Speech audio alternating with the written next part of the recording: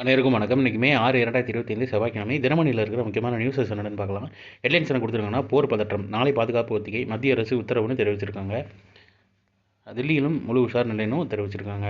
மே 5 வணிகர் தினம், விரைவில் அரசாணை, முதல்வர் மு க ஸ்டாலின் தெரிவிச்சிருக்காரு. மே 5ஆம் தேதி வணிகர் தினமாக அரசு அறிவிக்கும். இதற்கான அரசாணை விரைவில் வெளியிடப்படும் என்று தமிழ்நாடு வணிகர் சங்கத்தின் பேரமைப்பின் 42வது மாநாட்டில் முதல்வர் மு க ஸ்டாலின் தெரிவித்தார்னு சொல்லி தெரிவிச்சிருக்காங்க.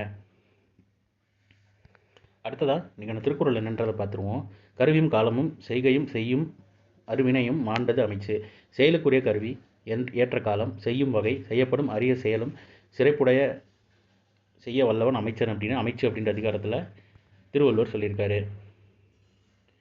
தமிழ் எழுத்தாளர்கள் 5 பேரின் நூல்கள் நாட்டுடைமை, உரிமை தொகையை வழங்கினார் முதல்வர் மு க ஸ்டாலின் தெரிவிச்சிருக்காங்க.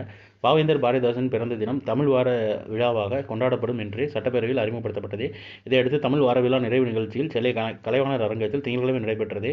தமிழ் எழுத்தாளர்கள் கவிஞர்கள் 5 பேரின் நூல்களை நாட்டுடைமையாக்கப்பட்டு அவர்கள் அந்த நூல்களுக்கான உரிமை தொகை தமிழ் வார விழாவில் வழங்கப்பட்டது. கவிக்கோ அப்துல் ரகுமான், எழுத்தாளர் மெர்வின், பழனி ஆகியோரின் நூல்கள் நாட்டுடைமையாக்கப்பட்டு அவர்களின் மரபுரிமையினருக்கும் கோதண்டம், புலவர் இளமா தமிழ்நாவன் ஆகியோரின் நூல்கள் நாட்டுடைமையாக்கப்பட்டு நூலுரிமை தொகையும் அவர்களுக்கு நேரடியாகவும் முதல்வர் மு க ஸ்டாலின் வழங்கினார்னு சொல்லி தெரிவிச்சிருக்காங்க.